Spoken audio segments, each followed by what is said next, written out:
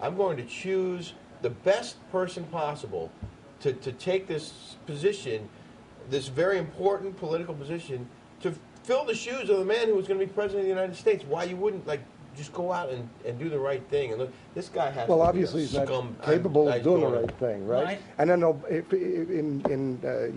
President-elect Obama's defense in terms of responsiveness. I mean, the story broke really. It's the day and a half, and it's arguably there have been a few major balls in the air at this point in time. That the worldwide economy being one of them. That I think that he'll craft his response, and it will come, very soon. And I think that he knows, because he's a brilliant man, and there are many brilliant people around him, that they've got to get in front of this thing, and that they've got to distance themselves. But is that their track record? Is that the Obama campaign's track record? Look at how long it took him to distance himself from Reverend Wright.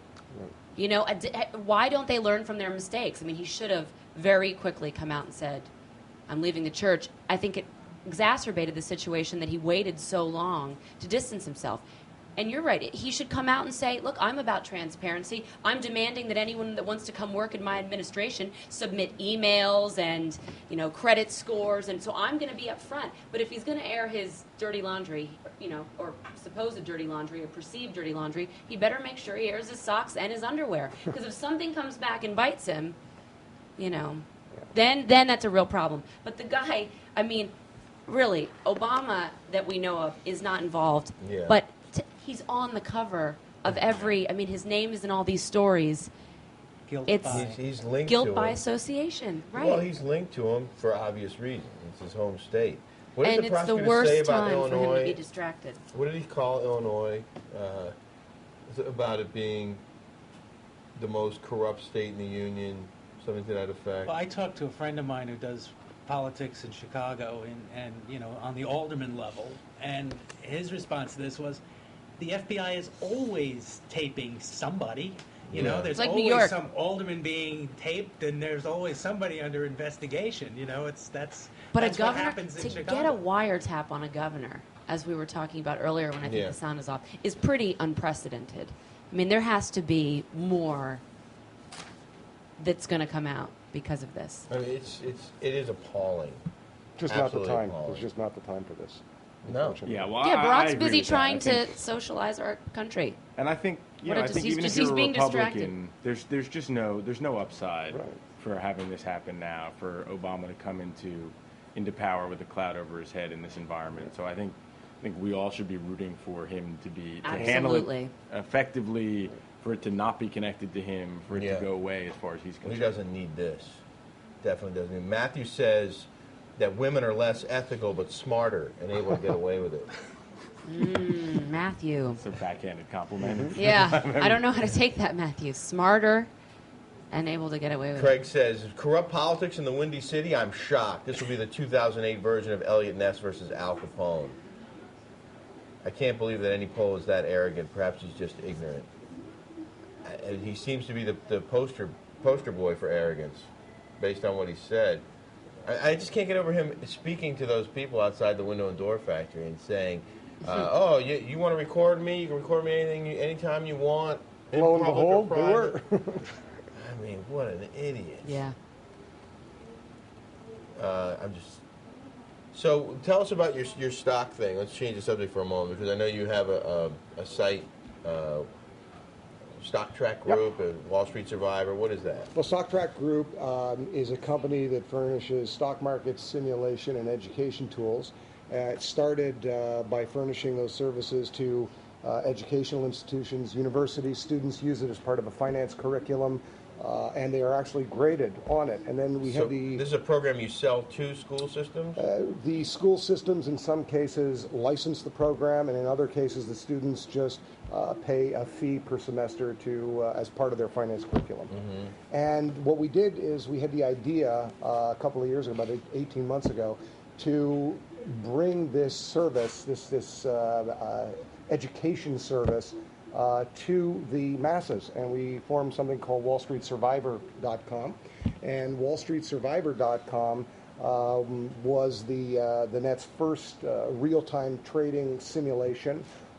We built this thing on a very substantial platform. We underpin that platform with a strong social networking capability, community capability. Why would someone want to do that? Because they want to learn. They want to be able to A, learn more, B, exchange ideas with other people who are like-minded, who want to learn. Because you wouldn't want to put real money in the Right. market now. Can you imagine that? Can you imagine that? And the fact of the matter is that they don't let a fighter pilot go and fly an F-16 until they've put him in a simulator. Right. Why would you use your family's nest egg before you've actually tested whether or not you know what you're doing? And beyond that, for so many Americans, their 401ks have been locked away and great fund managers managing them, and in an up market, everything's good. They open the statement every quarter. All of a sudden, they open the statement, last quarter, and they're down 40%, 30%, and their home is now worth 30% less. The world is reeling. It's time to demystify that whole black box of money management. And I think that what our site does is offers people the ability to learn, demystify that, and participate in a community to exchange ideas. How's the site doing? Site's doing, well, of late, remarkably well. The site, through the crisis, which people say is really since September, mid-end September till now, although I'd characterize the crisis as having started a year ago. But the site has jumped dramatically. I think a year ago we were doing about 50,000 page views a day, and I think we got to our peak of about 350,000 page views just in the middle of the past month. So people want to know, people are clamoring to know, and we feel we've got a platform and an environment to help people know. All right.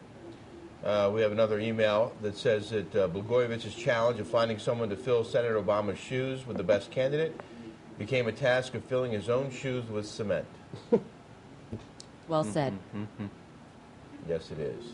It's got a little Sopranos thing going on, the cement. Obama's associations didn't matter to his supporters during the campaign, and they won't matter now. If he says he's had no contact with the governor or his office, his supporters will believe him. Well, and if he hasn't had contact with him, then he hasn't had contact with him. Right. I don't see this tainting Obama if, in fact, he did keep his distance from the governor during this time, which apparently he has. Would it have been logical for his aides to speak to the governor or the governor's aides at some point, in the same way that it could have been logical for Obama to do it? Yeah, and if they did, I think then they need to talk about it today. I mean, they really. The trouble happens when you don't get in front of the story, and when you don't control the way the story comes out to the media. And so if somebody finds out that there was a conversation and they report it, this snowballs. I think it's really bad. I mean, hopefully there is nothing there, and that's why we're not hearing anything. But if I'm Obama, I had every one of my aides in a room who could have touched this situation and said, look, you better tell me everything that I need to know right now. And it could mean your job, because it will mean your job. Yeah, it will mean I mean, your job. he's got to have. It's just a question of whether it'll mean it before or after it becomes a crisis. Right. But yeah, I think the morning show may be about to run the piece that I did yesterday. Well, What was your piece on? Yep, it's your piece. Yeah, they're running my package. that guy looks like he was Unbelievable photographed in a story. DUI. Unbelievable. Do you have access to this? Because I can set it up and then we can roll it from. I could get Alan to hold it. This guy Mark Dreyer is a lawyer. Arrogance. You know Mark Dreyer? Yeah, there's more of the same kind of arrogance. It is. I mean, allegedly. walking in, here, buy this. He's like out printing it on. Mark Dreyer, on you his see, I Xerox don't know if you probably can't see that. Mark Dreyer represented, he's a big-time attorney in New York, and he represented Judith Regan at one point in a lawsuit against News Corp, which owns Fox, when HarperCollins basically fired Judith Regan, when the whole OJ book came out, there was some dispute about the show, whatever.